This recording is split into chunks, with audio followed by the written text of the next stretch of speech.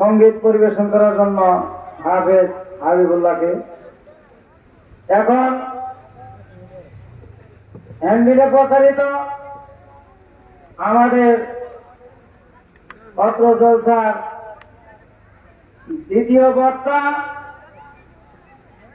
শায়েখ হাফেজ Ahsan Habib Madani, vice principal মাদ্রাসা Al Arabiya Uttara Dhaka.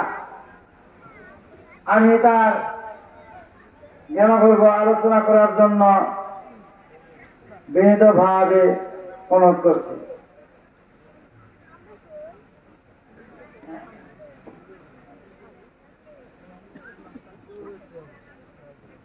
আসসালামু আলাইকুম ওয়া রাহমাতুল্লাহি ওয়া বারাকাতুহু।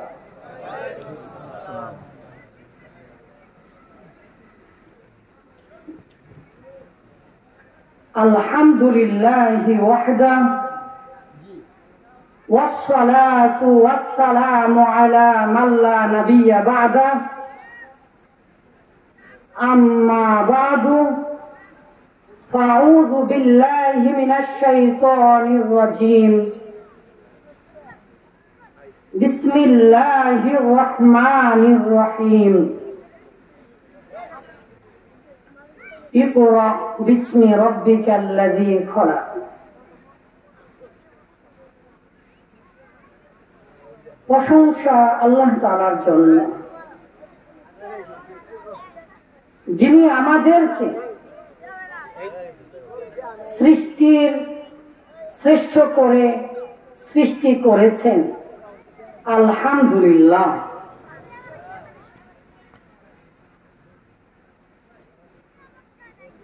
দরুদ ও সালাম বর্ষিত হোক সেই মহামানবের প্রতি, যিনি জ্ঞান অন্বেষণকে ইবাদত হিসাবে ঘোষণা দিয়েছেন, সাল্লাল্লাহু আলাইহি ওয়াসাল্লাম। সম্মানিত দিনী ভাই ও বোনেরা, ধী সম্পন্ন শিক্ষিত মুরব্বী, আপামর জনতা, দিন দরদি, আগামীর ভবিষ্যৎ ছোট বাচ্চারা, আমাকে আজকে যে বিষয়টা দেওয়া হয়েছে তা হচ্ছে শিক্ষা। শিক্ষা বিষয়ে আলোচনা করার প্রয়াস পাব, কিন্তু শিক্ষা তো অনেক বড় একটি বিষয় এবং এটা সরাসরি জ্ঞানের সাথেই সম্পৃক্ত। তাই আধুনিক যুগের কিছু শিক্ষা ব্যবস্থা, ইসলামিক শিক্ষা ব্যবস্থার পার্থক্য সহ ইসলামিক শিক্ষার মূল্যায়ন কোরআন ও সহিহ হাদিস থেকে আলোচনা করার প্রয়াস পাব। ওমা তাওফিকি ইল্লা বিল্লাহ। আপনারা অনেকেই ওয়াজ শুনেছেন। আমাদের বাংলাদেশের ওয়াজ এক প্রকার ওয়াশের মতো। ওয়াশ ধুলে, কাপড় চুপড় ধুলে ওয়াশ দিয়ে, ফার্স্ট ওয়াশ রিন দিয়ে কাপড় চুপড় যেমন পরিষ্কার হয়, সাময়িক ভাবে ওয়াজ শুনলেও মনটা নরম হয়। কিন্তু আমাকে যেহেতু বিষয় দেওয়া হয়েছে শিক্ষা, তাই মনে করেন আমি আজকে আপনাদেরকে শিক্ষা দিতে চাচ্ছি। আসল উদ্দেশ্য কি এই মাহফিলে? কিছু শিক্ষা অর্জন করা, তাই না? ইসলামটা কি বলেন তো? শিক্ষা করার নাম। আল্লাহর প্রতি ঈমান আনার নাম কি? শিক্ষা করা। কোরআন শিক্ষা করা কি? শিক্ষা করা। আপনি সালাত করেন না? সালাত ফরজে আইন, তাই না? এই সালাতের জন্য যেটুকু আরবি না জানলেই হবে না, সেটা জানাটাও ফরজে আইন। সেটা কোথায় শিখবেন? এই যে পাশে মক্তব আছে, এরকম প্রতিষ্ঠান দরকার। কিন্তু সমস্ত পৃথিবীতে ইসলামী শিক্ষাকে অতল তলে তলিয়ে দেবার জন্য আধুনিকতার দোহাই দিয়ে বাঙ্গির নাচ, প্যাং প্যাং, ঘ্যাঙর ঘ্যাং, ব্রেক দিয়ে ছাড়াই সাইকেল চালালো, টিরিং টিরিং সাইকেল চালায়, অথবা বানরের লেজ খোঁজা, আমাদের জাফর কি জানো ইট বাদ দিলে শুধু বাল থাকে, তারা পিছনে বানরের লেজ খোঁজে, আমাদেরকে বানর বানাতে চায়। একবার যদি বানর হয়ে যান তাহলে এত সুন্দর হয়ে আর বসে থাকতে হবে না আপনাদের, তখন লাফালেও আপনার ওটা সংস্কৃতি হয়ে যাবে। এছাড়াও দোলনা থেকে কবর পর্যন্ত জ্ঞান অর্জন করো। শহীদের রক্তের চেয়েও বিজ্ঞানের কলমের কালি বেশি পবিত্র, বইয়ের পিছনে লেখা থাকে। আবার স্বদেশ প্রেম ইমানের অঙ্গ, বইয়ের পিছনে লেখা থাকে। সবই ভুয়া, জাল। ধর্মের নামেও জাল, আবার শিক্ষার নামেও অপসংস্কৃতি আমাদের উপরে চাপিয়ে দেওয়া হচ্ছে। শুধু বাংলাদেশ নয়, সমস্ত বিশ্ববাসীর উপরে চাপিয়ে দেওয়া হচ্ছে। তাই আমি ধারাবাহিকতা রক্ষা করে সামান্য সময়ে আমাদের কথাগুলো আলোচনা করার প্রয়াস করি। তার আগেই স্টেজে উঠে আপনাদের দিকে তাকানোর সাথে সাথে ওই মুরব্বীকে দেখে আমি চমকে গিয়েছি। কিছুদিন আগে আমার দুলাভাই মারা গিয়েছেন, একবারে ওই মানুষটার মতন, ওই যে লাল পাগড়ি পরে আছে ওভাবেই। আমি তো ভয় পেয়ে গিয়েছি। হিন্দু হলে বলতো যে রূপ, গোস্ট, ভূত এসেছে, কিন্তু আমার আকীদা ঠিক আছে। মানুষ মারা গেলে সে আর উঠে আসে না, এটা একটা শিক্ষা। মানুষ মারা গেলে সে আর আসে না, 40 দিনে আসে না। হিন্দু হলে আসবে, ভূত হয়ে পরে আবার আপনাকে ভয় দেখাতে আসবে, আপনার যতই আপনজন হোক।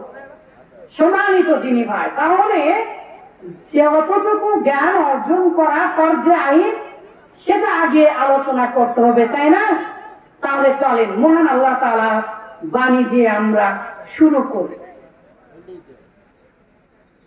আপনারা সবাই একমত ওয়াজ শুনবেন নাকি একটু হাসাবো, একটু কাঁদাবো, নাকি জ্ঞান শিখবেন? সামান্য কিছুক্ষণ আসছেন, একটু জ্ঞান শিখেন। কেমন? আল্লাহ তাআলা সর্বপ্রথমে কি বললেন? ইকরা। সবাই আপনারা জানেন ইকরা মানে কি? পড়ো। আচ্ছা, পড়তে হবে আল্লাহর নামে। ইকরা, পড়ো। পৃথিবীর এমন কোন গ্রন্থ অথবা এমন কোন ধর্ম অথবা এমন কোন শিক্ষাবিদ প্রথমেই এই কথা বলেছে পড়ো পড়ো পড়ো? পৃথিবীর সমস্ত ধর্ম আর ইসলামের মধ্যে এখানেই পার্থক্য। ইসলাম বলছে পড়ো। এইবারে আপনাদেরকে একটা জিজ্ঞাসা করব। আপনারা বলেছেন শিক্ষা গ্রহণ করতে এসেছে, আমার বিষয়ও দেওয়া আছে শিক্ষা। শিক্ষার নামে কি কি ভুল আছে সেটার একটা অধ্যায় আছে, কি কি মিথ্যা হাদিস আছে সেটার একটা অধ্যায় আছে। আবার এই মক্তবে কেন লেখাপড়া করতে হবে তার একটা অধ্যায় আছে। এবং আপনি কিভাবে নিজেই ফকির হবেন, বুঝতে পারছেন না? ফকির ফকির আপনি দোয়া করে যা বলবেন সেটাই হয়ে যাবে। আপনি পানি পড়া দিলে আপনার পানি পড়ার মূল্যায়ন হয়ে যাবে। কারো মাথায় হাত দিয়ে দোয়া করলেই তার কাছ থেকে জিন চলে যাবে, ইনশাল্লাহ শিখে দেবে, ইনশাল্লাহ। তাহলে ইকরা মানে পড়ো। আমরা সবাই জানি। কেন পড়তে বললেন? কে বলতে পারবেন ঈমান কি জিনিস? দেখেছেন একজন মানুষকে যদি জিজ্ঞাসা করা হয় তোমার কাছে টাকা আছে কিনা, সেই মানুষ অন্তত যদি ভুলেও যায় পকেটে হাত দিবে, তাই না? যে পকেট চেক করবে টাকা আছে কি। আর এতগুলো মানুষ আমরা মনে মনে কলা খেয়ে বসে আছি, আমরা মনে মনে ভাবছি যে হ্যাঁ ইমান মানে এটা, ইমান মানে এটা, কিন্তু এক কথায় আল্লাহ তাআলার কথায় আমরা বলতে পারছি না। তাহলে আমাদের ইমানের অবস্থা কি? আর এটা কেন হয়েছে জানেন? ইমানের নাম দিয়ে 200 বছর ধরে পিকনিক খেয়ে বেড়াচ্ছে, ভুরকা ভাত বোঝেন না, চড়ুই ভাতি, বন্য ভোজন, মসজিদে মসজিদে টোপলা নিয়ে নিয়ে যাচ্ছে।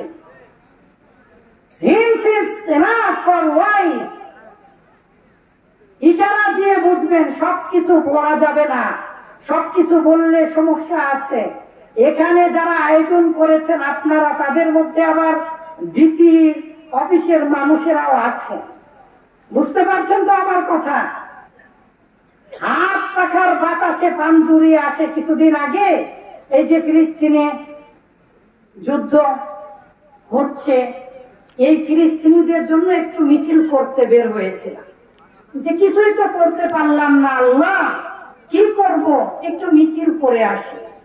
মিছিলে যে দেখি সর্বপ্রথম বের হলো হাত পাখার বাতাসে যারা লা ইলাহা ইল্লাল্লাহ ইল্লাল্লাহ বলে বলে চিৎকার করে করে তাদের নিজের অন্তরে গুঁতো দেয়, জেকের করে। বুঝতে পারছেন? নাম বলছি না, তাদের মার্কা হচ্ছে হাত পাখা। তো মনে মনে আমি ভাবছি হাত পাখার বাতাসে পান জুড়িয়ে আসে, এখানে গেলে তো আমার ইমানই থাকবে না। আর কেউ বের হয় না, পরে দেখি আওয়ামী লীগ বের হয়েছে। তো শেষ পর্যন্ত আওয়ামী লীগের পিছনে পিছনেই চলে গেলাম। যেহেতু গিয়েছি বাইতুল মুকাররমে ফিলিস্তিনিদের জন্য একটু কথা বলতে, এখন আর বলে না, নতুন নতুন টপিক ছিল সেই কথা বলেছে। এখন আর কেউ দোয়া করছে না তেমন বেশি, আজও মারছে আজও। গতকালকে, আজকের খবর আন্তর্জাতিক খবর দেখিনি, গতকালকেও 450 জন মানুষ মেরেছে ফিলিস্তিনিদেরকে। জানেন ওদের অধঃপতন হবার অন্যতম কারণ কি? শিক্ষা থেকে দূরে সরে গিয়েছে। সম্মানিত দিনী ভাই, তাহলে হাত পাখার বাতাসে পান জুড়িয়ে আসে হবে না, কারণ শিক্ষা থাকতে হবে। একটা প্রশ্ন করেছি, আপনার ইমান আছে কিনা? আপনি চেষ্টাও করলেন না, তার মানে আপনি পকেটেও হাত দিলেন না। আপনার ইমান আছে কিনা? আপনার উপরেই আপনার বিশ্বাস নেই।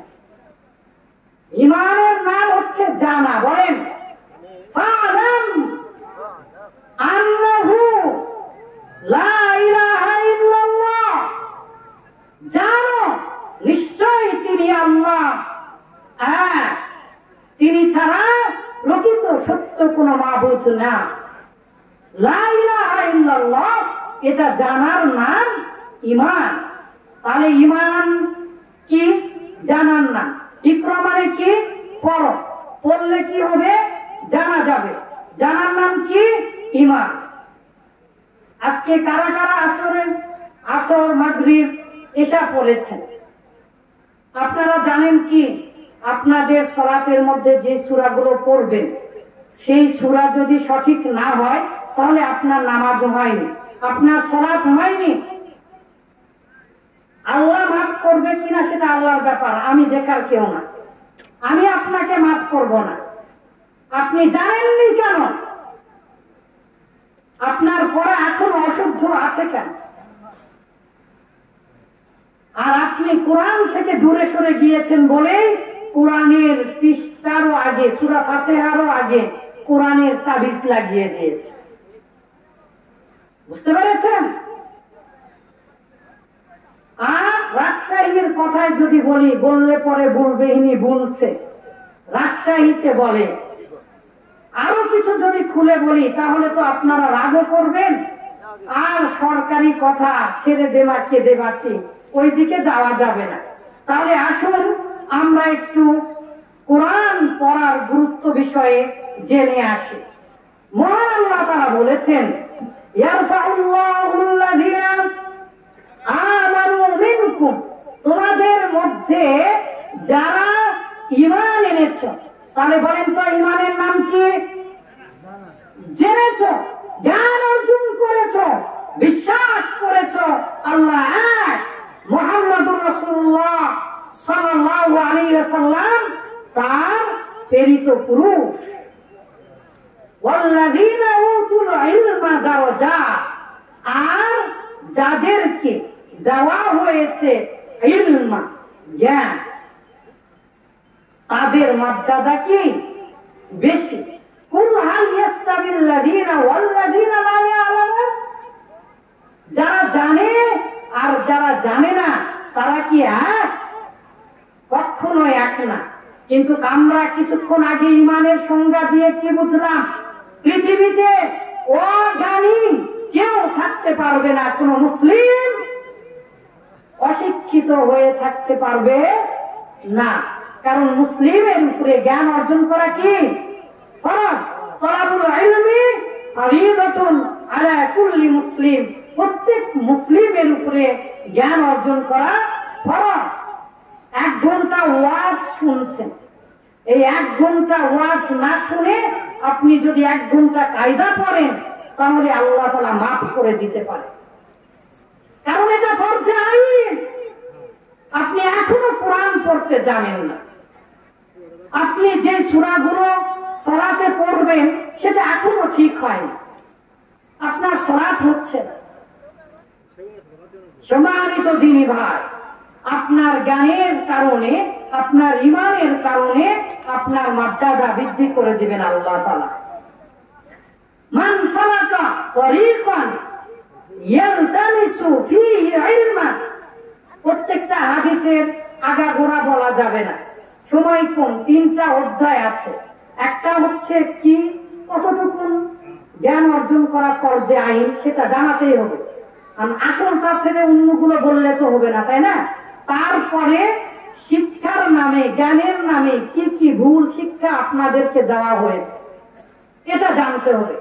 তারপরে প্রমাণ করে দেখিব, প্রমাণ করে দেখাবো আপনাদেরকে, নিজেও দেখব হিন্দু এবং আমরা মুসলিম, আমাদের মধ্যে কোনো পার্থক্য নেই। এখন আপনি বলেন যে জ্ঞান অর্জন করলে আপনি হিন্দু হয়ে যাবেন, খ্রিস্টান হয়ে যাবেন, সেই জ্ঞান কি ইসলামের জ্ঞান হতে পারে? কিন্তু আপনারা তো তাই করেন।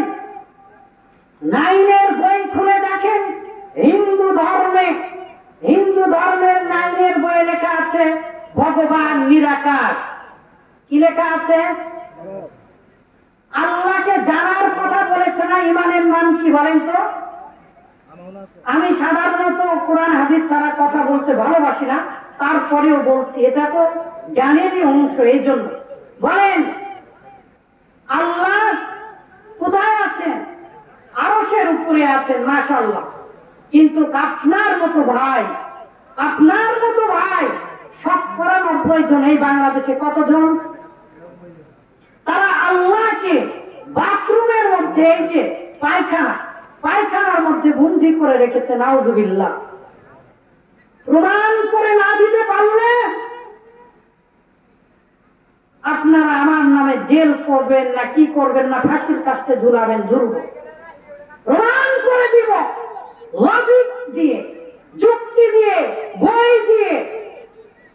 আমাদের বাংলাদেশের ভাইরা আল্লাহকে বাথরুমের মধ্যে বন্দী করে রেখেছে, জানতে হবে না? আপনি বললেন নিরাকার।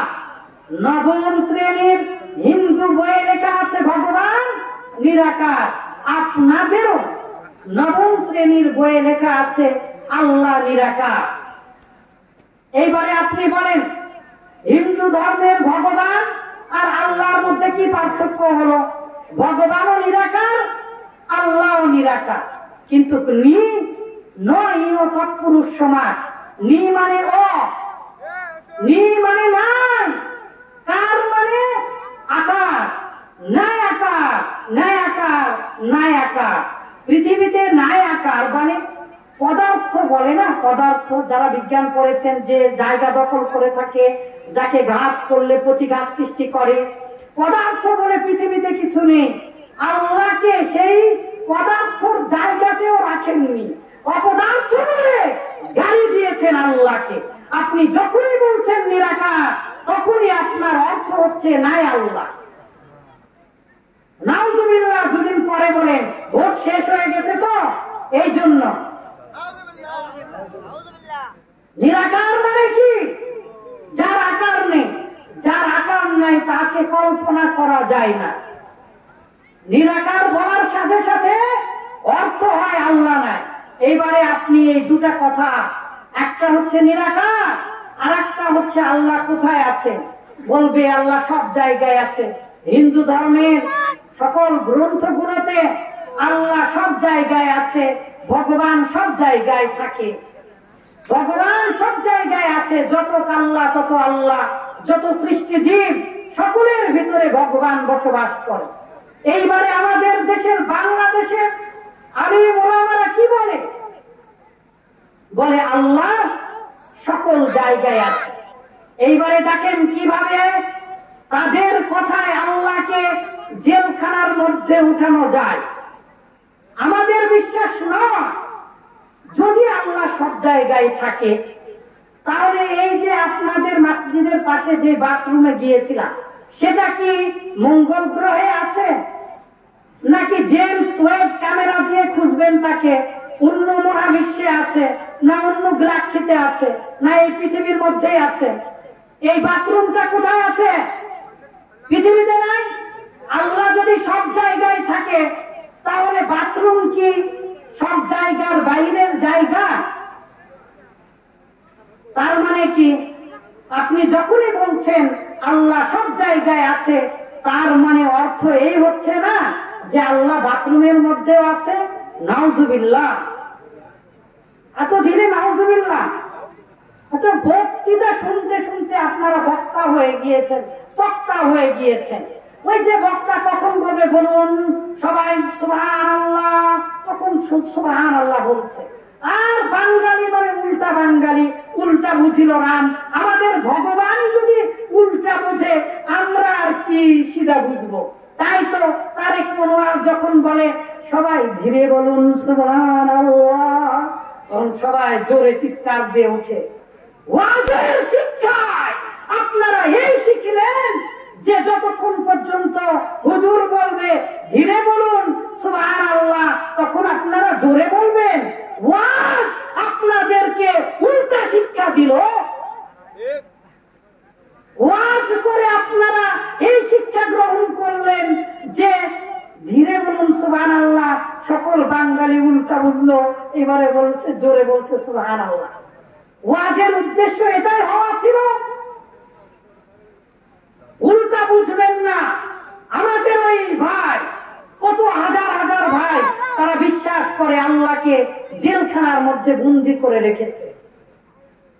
আল্লাহর হাতকে অস্বীকার করে না, আল্লাহকে বন্ধু বানিয়ে দিয়েছে। নাউজুবিল্লাহ। আল্লাহর হাত আছে বিশ্বাস করে না, আল্লাহর পা আছে বিশ্বাস করে না। কেমন পা সেটা পরে কার প্রশ্ন, কিন্তু কুদরতি হাত, কুদরতি পা এগুলো বলে। একটা জিনিসের যখন একটা জিনিসকে অস্বীকার করবেন, সেটাকে আমাদের বিজ্ঞানের ভাষায় বলা হয় অটিস্টিজম, যেটা মানে ভালো বাংলা কি বলে, প্রতিবন্ধী। আপনি তো আল্লাহকে প্রতিবন্ধী বানিয়েছেন। আপনি তো আল্লাহকে বাথরুমে বন্দী করেছেন, জেলখানার মধ্যে যাবজ্জীবন কারাদণ্ড দিয়েছেন। আপনি তো আল্লাহকে নিরাকার বলে অপদার্থর সাথে গালি দিয়েছেন। সেই আপনি আল্লাহকে কতটুকু চিনবেন? পারবেন না চিনতে। আপনার ঈমান ঠিক হয়নি, আপনার দ্বারা ইসলাম প্রতিষ্ঠিত হবে না, আপনি প্রকৃত মুমিন হতে পারেননি। ইমাম আবু হানিফা বলেছেন, কেউ যদি আল্লাহর আকারকে অস্বীকার করে আর আল্লাহ সব জায়গায় থাকে এই কথা বলে, তাহলে সে কুফরি করল, কাফেরদের বিশ্বাসী স্থাপন করল। সম্মানিত দিনী ভাই, আসুন আমরা জানি এই মক্তবে আসলে কি হবে। মান সালাকা তরিকান ইয়ালতামিসু ফীহি ইলমান, যে ব্যক্তি জ্ঞান অন্বেষণের জন্য আসে, আপনারা এসেছেন আপনাদের জন্য দোয়া করছে গর্তের পিপিলিকা, হাত্তাল হিতান, সমুদ্রের তিমি পর্যন্ত আপনাদের জন্য দোয়া করছে। এইবারে আবার আপনারা বলেন না যে আমরা বললাম সুবহানাল্লাহ, বক্তা সাহেব আপনি তো বললেন না সুবহানাল্লাহ। সুবহানাল্লাহ লিমা তাকুলুনা মা লা তাফালুন, এটা বলার অধিকার আছে এবং বলবেন, ঠিক মতো ধরবেন হুজুরদেরকে যে আপনি কেন বললেন না, বলতে হবে এটা। আল্লাহ তাআলা বলেছেন লিমা তাকুলুনা মা লা তাফালুন, তুমি যা করো না তা বলো না। তাই বলে আমাকে আবার যেন বলতে আসেন না, আমি কিন্তু বলে নিচ্ছি। আর সুবহানাল্লাহ ওয়া আন্নাল আলিমা, সমস্ত পৃথিবী ইয়াগফিরু লাহু, তার জন্য দোয়া করে, তার জন্য ক্ষমা প্রার্থনা করে। আল্লাহ আপনি তাকে ক্ষমা করে দিন, সে মাহফিল শুনতে এসেছে। আপনারা আসার সময়, এই হাদিসটা একটু দুর্বল, ফেরেশতারা পর বিছিয়ে যান। পৃথিবীর কোন নবী রাসূল ওয়ারিস করে যাননি। জানেন আপনি ওয়ারিস হতে পারবেন নবী রাসূলের, আপনি যদি কোরআন শিক্ষা করেন।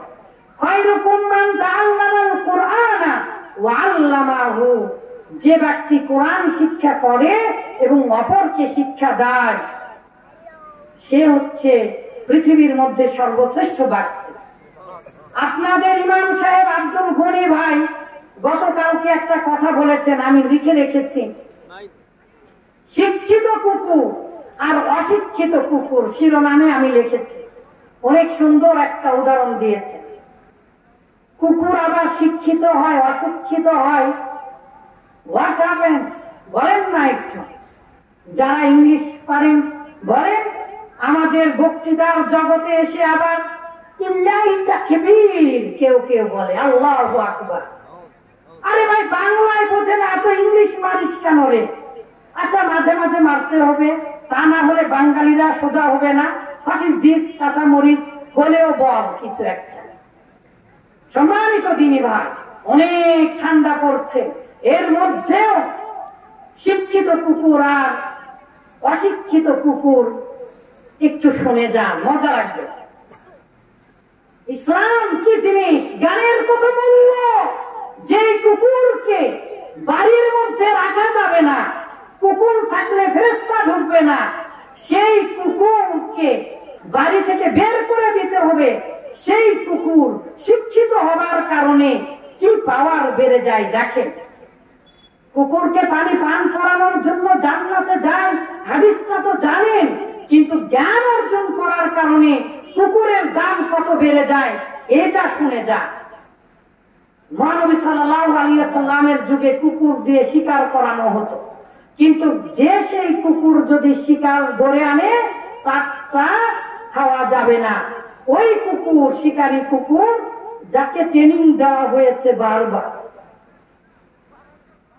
যাকে শিক্ষা দেওয়া হয়েছে, ওই কুকুরকে যদি আপনি বিসমিল্লাহ বলে ছেড়ে দেন, শিকার ধরে আনার সময় যদি মারাও যায়, তাহলে ওই কচ্ছপ বলেন, মুরগি বলেন, বনমরক বলেন, ওটা খাওয়া জায়েজ হবে। যেই কুকুরের লালা থুতু যদি কুকুরে যদি কোথাও চাটে, তাহলে 7 বার ধৌত করতে হয়। কতবার চিন্তা করা যায়? আর পৃথিবীর মধ্যে সবচাইতে বেশি কুকুর হচ্ছে প্রভুভক্ত প্রাণী, তাই গোটা পৃথিবীর মানুষ কুকুরকে নিয়ে পালে। আমাদের বাংলাদেশিদের মধ্যে অনেকেই আছে কুকুর নিয়ে থাকে সব সময়। যে কুকুরের লালা, কুকুর যদি কোনো বাটিতে কি দেয়, এরকম ভাবে লিফট দেয়, যদি চেটে দেয়, তাহলে 7 বার ধৌত করতে হবে।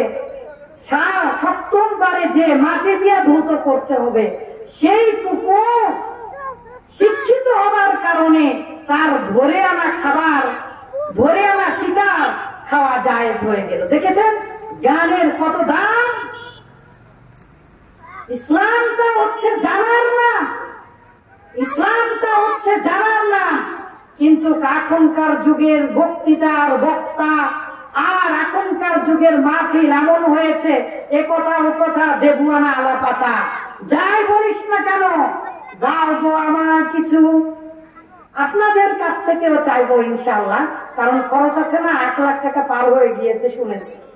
আপনারা সবাই ধনী মানুষ, দিয়েছেন, আরো দিতে হবে ইনশাআল্লাহ, তা না হলে হবে না। তো মহান আল্লাহ তাআলা নবীদের ওয়ারিস বানিয়ে দিয়েছেন, বলেন সুবহানাল্লাহ। যদি আপনি শিক্ষিত হন, যদি আপনি জ্ঞান অর্জন করেন, একদিন খুতবায় বলেছিলাম পৃথিবীতে প্রত্যেক মানুষ কিভাবে জ্ঞান অর্জন করবে আপনি জানেন না। প্রতি জুমার দিন একটা ক্লাসের সময় আপনার, জুমার দিনকে ওয়াজিব করে দেওয়া হয়েছে, খুতবা শোনাটা ওয়াজিব করে দেওয়া হয়েছে।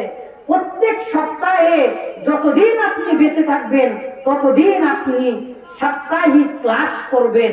ওপেন ইউনিভার্সিটি ইসলামে করে দেওয়া হয়েছে, আপনি চিন্তাও করেননি। পৃথিবীর কেউ মূর্খ থাকবে না, এমএ পাস করলেই শিক্ষিত হবে, আর আপনি ঘরে বসে না পড়লে আপনাকে অশিক্ষিত বলবে। ইসলামে এরকম নেই, বরং আপনি লেখাপড়া না করার পরেও যদি আপনি ঈমান আনেন, ভালো সৎ কর্ম করেন, এমএ পাশের চাইতে আপনার দাম বেশি না কম? আপনাকে সমাজের মানুষ বেশি ভালোবাসে, এটা হচ্ছে ইসলাম। মহান আল্লাহ তাআলা বলেছেন কুল হাল ইস্তাবিল্লাযীনা ইয়ালামুনা ওয়াল্লাযীনা লা ইয়ালামুন। তারপরে বলেছেন আমা ওয়াল বাসীর, যারা দেখে আর যারা দেখে না তারা কি এক? না, এক নয়। মহানবী সাল্লাল্লাহু আলাইহি ওয়াসাল্লাম এইবারে বলছেন, শুনেন, আপনাদের জন্য দোয়া করেছেন সারা জীবন। কেউ যদি শিখতে শিখতে মারা যায় তাহলে সে জান্নাতি। আলহামদুলিল্লাহ। এখন থেকে আপনারা চেষ্টা করবেন এই মাহফিল শুনেই শুধু জান্নাতে যাবেন, নাকি জ্ঞান অর্জনের মাধ্যমে সারা জীবন প্রক্রিয়া করে জান্নাতে যেতে চান? আল্লাহর কাছে অবশ্যই কৈফিয়ত দিতে হবে। এমন কিছু কথা আছে আমাদের সমাজে যেগুলো না জানলে হবেই না, অবশ্যই আপনাদেরকে জানতেই হবে। একটু সুর দিয়ে ওয়াজ করি, যতই হোক বোঝেন তো, ওয়াজ মানে তো ওয়াজ করা, আগেই বলেছি। মনে করবে, বিশেষ করে মা বোনেরা মনে করবে উস্তাদ জি এগুলো কি বলে গেল, ওয়াজ করলো না তো। একদিন একজন হুজুর সাহেব এমন সুন্দর করে ওয়াজ করছিল, সবাই শুনে শুধু কাঁদে আর কাঁদে। একজন বুড়ি মানুষ, একজন মুরব্বী মানুষ কান্না করছে হাউমাউ করে। বক্তা খুশি হয়েছে, বলছে ও বুড়িমা তুমি কেমন করে কান্না করছো? এতগুলো মানুষ আমার ওয়াজ কেউ শুনলো না, এখন আপনি আমার ওয়াজ শুনে এত কান্না করছেন কেন? আল্লাহ আপনার ভালো করুক, আল্লাহ আপনার অনেক ভালো করুক। বুড়িমা বলছে, ওরে বাবা বক্তা, তুমি এমন কথা বলো না রে, তোমার ওয়াজ শুনে আমার হৃদয় ভরে গিয়েছে, অস্ত্র একেবারে আটকানো যাচ্ছে না। তোমার ওয়াজ, তুমি যখন সুন্দর করে কথা বলছো, তোমার দাড়িখানা কি সুন্দর করে নড়ছে। আমার একটা ছাগল ছিল, সেই ছাগলের দাড়ি ছিল তোমার মতনই, 15 দিন আগে মারা গেছে। ওই ছাগলের কথা মনে পড়ে আমি কান্না করছি। কেমন ওয়াজ শুনেছে বলে? সুর দিয়ে ওয়াজ করলে মাঝে মাঝে ওই রকমই শুনবে। গোটা ওয়াজ শুনে কি বিষয়ে ওয়াজ করলো বলতে পারে না। আইনজরে ব্যঞ্জর ঘটেন, মানে হজবরল আবল তাবল, এক কাহিনী থেকে আর এক কাহিনীতে লাফ মানে মেরে মেরে ওয়াজ করে চলে গেল। আমি যে এই কথা বলছি অনেকে আবার রাগ করে বলবেন সবাই চলে যাবে, একজনকে থাকতেই হবে। একদিন একজন বক্তা ওয়াজ করছিল, তার ওয়াজের সুরের ঝংকারে সবাই পাগল পাড়া হয়ে গিয়েছে, রাত শেষ হয়ে গিয়েছে, সবাই ঘুমে পড়েছে, সবাই শুনতে শুনতে ক্লান্ত, তারপরেও কেউ ওঠে না, সবাই বসে আছে, ঘুমে পড়েছে। তারপরে একজন শুধু দাঁড়িয়ে আছে, দাঁড়িয়ে আছে। বক্তা সাহেব একেবারে খুশি হয়ে বললেন, ওরে ভাই, সবাই ঘুমিয়ে পড়েছে, সবাই শুয়ে পড়েছে, তুমি একাই আমার ওয়াজ শুনছো, তোমার মতো অনেক মানুষ আমার দরকার। দাঁড়ানো মানুষ বলছে, ভাই আমার, আপনি যে সুন্দর ওয়াজ করছেন, সকলেই ঘুমে পড়েছে, সকলেই শুয়ে পড়েছে, এত সুন্দর ওয়াজ জীবনে শুনিনি, কিন্তু আমি তো ঘুমাতে পারছি না, আমি যদি ঘুমাই তাহলে আমার মাইক গুলো চুরি হয়ে যাবে। তোফাজ্জল হোসেন আছে না, কোন যাতে যে আঘাত করে, এমন এমন ওয়াজ করে গোটা পৃথিবীর কোনো বই খুঁজে পাই না, কিন্তু চোখ দিয়া থেকে পানি বের হয়। তো যে দাঁড়িয়েছিল সে কি বলছে, যে আমিও তো শুয়ে পড়তাম, কিন্তু আমার মাইক গুলো তো চুরি হয়ে যাবে। তো সারা রাত্রি ধরে ওয়াজ শুনে আপনি ফজরের নামাজ পড়বেন না, বা আপনার ওয়াজের এই মূল্য? হ্যাঁ, আপনার ওয়াজের এই মূল্য? বৃষ্টির মতো কুয়াশা পড়ছে বাহিরে, ওয়াজ শুনতে এসেছেন, একটু কিছু শিক্ষা নিয়ে যান। কি শিক্ষা? 1 নাম্বার শিক্ষা, ইমানের নাম কি জানা। 2 নাম্বার শিক্ষা, ওই পরিমাণ আরবি জানতে হবে যে পরিমাণ না জানলে আপনার আপনার আপনার সালাত হবে না। সেই পরিমাণ আরবি কোথায় শিখবেন? এই বুড়া বয়সে মাদ্রাসায় যে ভর্তি হবেন, বোর্ডিং এ থাকবেন না তো।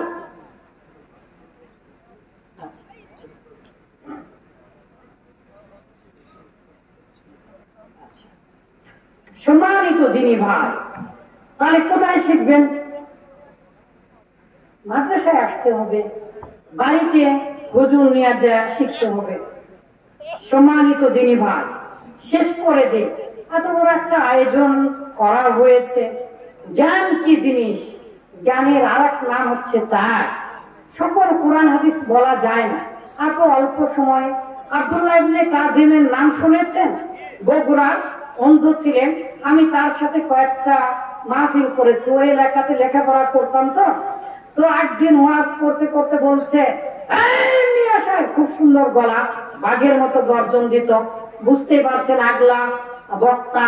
তো আব্দুল্লাহ ইবনে কাজিম বলছে, তুমি কি ওয়াজ কি আর কলসি থেকে পানি ঢালা পেয়েছো? মানে গল গল করে ঢেলে দিব আর তুমি ঢক ঢক করে খেয়ে ফেলে দিবে?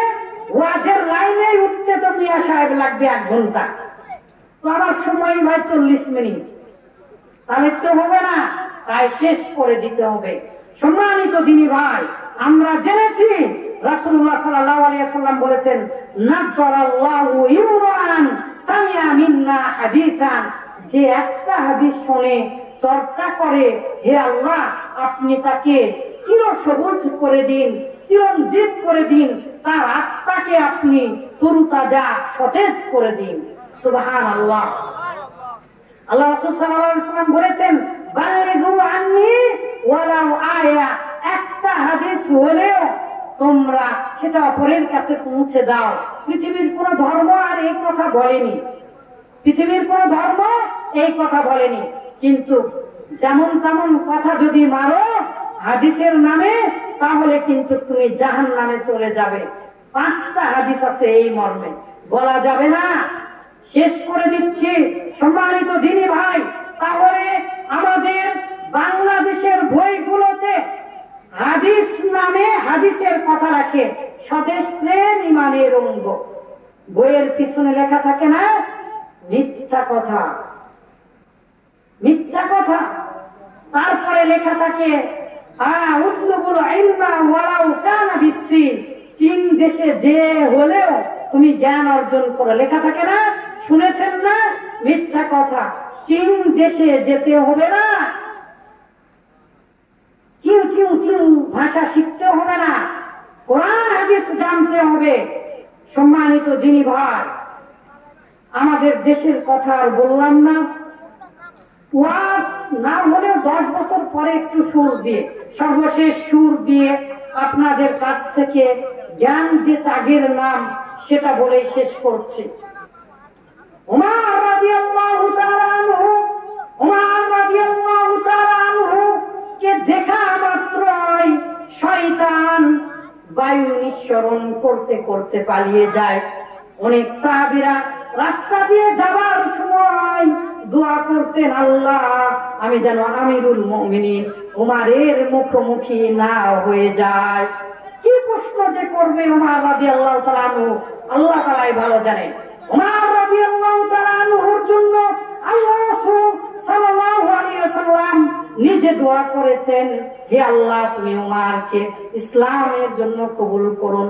উমর রাদিয়াল্লাহু তাআলা আনহু এমন বীর বিক্রম ছিলেন, তরবারি নিয়ে বলছেন, ওহে আল্লাহর রাসূল আপনি অনুমতি দিন কাউরাটা কেটে ফেলি। উমর রাদিয়াল্লাহু তাআলা আনহু বলছেন, ওহে আল্লাহ রাসূলের চাচা আব্দুল্লাহ ইবনে আব্বাসের বাবা ইবনে আব্বাস রাদিয়াল্লাহু তাআলা আনহুকে বলছেন, ওহে আল্লাহ রাসূলের চাচা তুমি ইসলাম গ্রহণ করো, এটা আমার কাছে এত বেশি প্রিয় যে আমার বাবা ইসলাম গ্রহণ করলেও আমি এত খুশি হব না। তুমি ইসলাম গ্রহণ করেছো বলে আমি যত খুশি হয়েছি। এত বেশি ভালোবাসতেন। একদিন রাসূলুল্লাহ সাল্লাল্লাহু আলাইহি ওয়াসাল্লাম হাদিসে বলছেন, যে যাকে ভালোবাসে সে তার সাথে থাকবে। ওমর রাদিয়াল্লাহু তাআলা আনহুর হাত ধরেছিলেন। ওমর রাদিয়াল্লাহু তাআলা আনহু গদগদ হয়ে আহ্লাদে বলছেন, ইয়া রাসূলুল্লাহ আমি আপনাকে আমার জীবনের চেয়ে, আমার জীবন ব্যতীত সবকিছুর চাইতে ভালোবাসি। রাসূলুল্লাহ সাল্লাল্লাহু আলাইহি ওয়াসাল্লাম বললেন, কাল্লা কখনোই না, তোমার জীবনের চেয়েও যদি আমাকে না ভালোবাসো তুমি মুমিন হতে পারবে না। ওমর রাদিয়াল্লাহু তাআলা আনহু বললেন, ইয়া রাসূলুল্লাহ এখনই আমি আমার জীবনের চাইতে ভালোবাসি বেশি। কেমন ভালোবাসতেন? ফজরের সময় ফজরের নামাজ পড়াচ্ছিলেন, হঠাৎ করে একজন ব্যক্তি খঞ্জর মানে দুদিকে ধার আছে এমন বড় ছুরি ওমর রাদিয়াল্লাহু তাআলা আনহুর পেটে মেরে দিলেন। ওমর রাদিয়াল্লাহু তাআলা আনহুর পেটে মেরে দেওয়ার সাথে সাথে ফজরের নামাজের শেষ রাকাতে ওমর রাদিয়াল্লাহু তাআলা আনহু তার পেটখানা ধরে জোরে সালাত শেষ করে ওমর রাদিয়াল্লাহু তাআলা আনহু দেখতে পেলেন তার পেট ফেটে গিয়েছে, ঘুড়িগুলো যেন বের হয়ে আসার উপক্রম, রক্তের ফিনকি ঝনঝনিয়ে পড়ছে। যেই জায়গায় রাসূলুল্লাহ সাল্লাল্লাহু আলাইহি ওয়াসাল্লাম সালাত পড়াতেন, যেই জায়গায় রাসূলুল্লাহ সাল্লাল্লাহু আলাইহি ওয়াসাল্লামের সাথে সালাত পড়িয়েছেন, যেই জায়গায় গোটা পৃথিবীর সবচাইতে বড় ইমাম, সবচাইতে পাওয়ারফুল ব্যক্তি সালাত করেছেন, সেই উমরের পেট থেকে রক্ত ঝরঝরিয়ে বের হয়ে রক্তে রঞ্জিত হয়ে গেল। সকল সাহাবীরা উমর রাদিয়াল্লাহু তাআলা আনহুর দিকে তাকিয়ে কাঁদতে শুরু করলেন। উমরের রক্তে সবকিছু ভিজে যাচ্ছে, উমরের রক্তে রঞ্জিত হয়েছে রাসূলের জায়গা, উমরের নাড়ি ভুঁড়ি দেখা যাচ্ছে। উমর আর এই পৃথিবীতে থাকবে না, কেউ কল্পনা করতে পারছে না, যাকে দেখলে শয়তান পালিয়ে যায় সেই উমর আর এই পৃথিবীতে থাকবে না, কেউ কল্পনা করতে পারছে না। সাহাবীরা কাঁদতে শুরু করলেন। মা আয়েশা রাদিয়াল্লাহু তাআলা আনহা জেনে ঘরের মধ্যে থেকে কান্না করছেন, রাসূলের স্ত্রীরা আমাদের মারা কান্না করছেন, মদিনার সকল মানুষেরা কান্না শুরু করে দিয়েছে। এমন সময় উমর রাদিয়াল্লাহু তাআলা আনহু তার ছেলেকে ডেকে বলে, বাবা শোনো, আব্দুল্লাহ ইবনে উমর তুমি শোনো, তুমি যাও, আমার অবস্থা ভালো না, আমার মায়ের কাছে যাও, মাকে যে বলো আমি 3.5 হাত মাটি আমার বন্ধুর কাছে, আমার প্রাণাধিক ব্যক্তি মুহাম্মদুর রাসূলুল্লাহ সাল্লাল্লাহু আলাইহি ওয়াসাল্লামের কাছে আমি জায়গাটুকু ভিক্ষা চাই। গোটা পৃথিবীর বাদশা 3.5 হাত মাটির জন্য মরার সময়, মৃত্যুর সময় ভিক্ষা চাচ্ছে যে আমার 2 বন্ধুর কাছে আমি থাকতে চাই, যেখানে আবু বকর আছে, যেখানে রাসূলুল্লাহ সাল্লাল্লাহু আলাইহি ওয়াসাল্লাম আছে, সেই জায়গা ভিক্ষা করছেন তৎকালীন সময়ের গোটা পৃথিবীর বাদশা ওমর রাদিয়াল্লাহু তাআলা আনহুর ছেলে একেবারে দৌড় মেরে মা আয়েশার কাছে যে বললেন, ওই মা আয়েশা, আপনাকে বলি আমার বাবা শেষ সময়ে আপনার 3.5 হাত মাটি ভিক্ষা চেয়েছে। মা আয়েশা কাঁদে আর বলে, আমার কোনো সন্তান নেই, আমার স্বামী নেই, আমার বাবা নেই, আমি এই কবরের পাশে শুয়ে থাকি, আমার স্বামীর পাশে আমি শুয়ে থাকি, আমার বাবার পাশে আমি শুয়ে থাকি। এই জায়গাটুকু যদি ছেড়ে দেই তাহলে আর এই পৃথিবীতে আমার শুয়ে থাকার জায়গা হবে না। আমার ঘরটুকু যত বড়, সেই ঘরে 3 জন আর বেশি আর মাটি দেওয়া যাবে না। আমি মনে মনে ভাবি যে আমার স্বামী যেখানে আছে, আমার বাবা যেখানে আছে, আমি মারা গেলে সেই জায়গাতে আমি থাকবো। কিন্তু তোমার বাবা এমন মানুষের কাছে, এমন দুয়ারে ভিক্ষা চেয়েছে, এমন জায়গায় ভিক্ষা চেয়েছে, এমন দুয়ারে এসেছে, আমি উম্মুল মুমিনিন, মুমিনদের মা হয়ে আমি সেই দুয়ার থেকে তোমার বাবা ফিরে যাবে না। যাও, আমার এই 3.5 হাত জায়গাটুকু তোমার বাবাকে দান করে দিলাম। যতবার আমি রাসূলুল্লাহ সাল্লাল্লাহু আলাইহি ওয়াসাল্লামের কবরের একেবারে নিকটে গিয়েছি, ততবার এই কাহিনী আমার মনে পড়েছে। মা আয়েশার কবর চিনি না, জানি না, ওখানে উমরের কবর দেখলেই মনে পড়ে যায় এই কাহিনী। উমর রাদিয়াল্লাহু তাআলা আনহুর কাছে দৌড়ে চলে এলেন, এসে বললেন, বাবা আপনার 2 বন্ধুর কাছে আপনাকে থাকার অনুমতি দিয়েছে, উমর মারা যাচ্ছেন, তারপরে আবার বলছেন, ওই ছেলে শোনো, আমি মারা যাওয়ার পরে তুমি মা আয়েশার কাছে আর একবার অনুমতি নিবে। আমাকে যদি অনুমতি দেয় তাহলে আমি উমর আমার 2 বন্ধুর কাছে রেখে দিও। মারা যাবার সময় আবার বলছে, আমি মারা যাবার পরে তুমি আবার একবার অনুমতি নিবে। দেখেন, মা আয়েশার কবর চেনা যায় না, জানা যায় না কোথায় আছে। ওমর মারা যাবার সময় ভিক্ষা চাচ্ছে তার নিজের 3.5 হাত জায়গা। সম্মানিত দিনী ভাই, ইসলামের গতকালকে বলেছি, ইত্তাকুন নার ওয়ালাউ বিশিক্কি তামরাতিন, ইত্তাকুন নার, তুমি সামান্য কিছু হলেও দান করো, ওয়ালাউ বিশিক্কি তামরাতিন, একটা খেজুরের দানা, গোটা খেজুর না, তুমি যদি একটা খেজুরের দানা দান করো তাহলে তুমি জাহান্নাম থেকে বাঁচবে। তুমি যতই গুনাহ করো না কেন আল্লাহ তোমাকে ক্ষমা করে দিতে পারেন। খেজুরের দানা, চারা না, আটা না, 1 টাকায় হতে পারে। সম্মানিত দিনী ভাই, আসুন যে যা পারি আল্লাহর জন্য দান করে। ওই তো আগেই বললাম, লিমা তাকুলুনা মা লা তাফআলুন, অবশ্যই আমাকেও কিছু দান করতে হবে। মারহাবা বলার মতো সময় নেই। সকলেই আপনারা যে যা পারেন, ইসলাম দেখেন, ইসলামকে একবার চিন্তা করেন, ও কি পরিমাণ ত্যাগ, কি পরিমাণ ত্যাগের নাম ইসলাম। আল্লাহু আকবার। আর উদাহরণ দেওয়ার মতো সময় নেই, কোরআন হাদিস বলার মতো সময় নেই। সম্মানিত দিনী ভাই, যাই পারেন না কেন, কার নামে দিবেন আমি জানি না, আমাকে বলাও হয়নি, তারপরেও মসজিদের নামে হোক, এই মাদ্রাসার নামে হোক, পান্ডেলের খরচ বাবদ হোক, আপনি যদি দান করেন, অবশ্যই আল্লাহ তাআলা, আপনি যদি জাহান্নাম থেকে বাঁচার জন্য দান করেন, আল্লাহ তাআলা আপনার এই দানকে কবুল করবেন।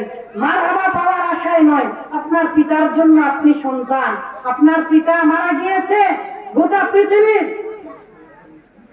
পৃথিবীর মানুষ খবর পায়, নিজের পিতা মাতার খবর পায় না।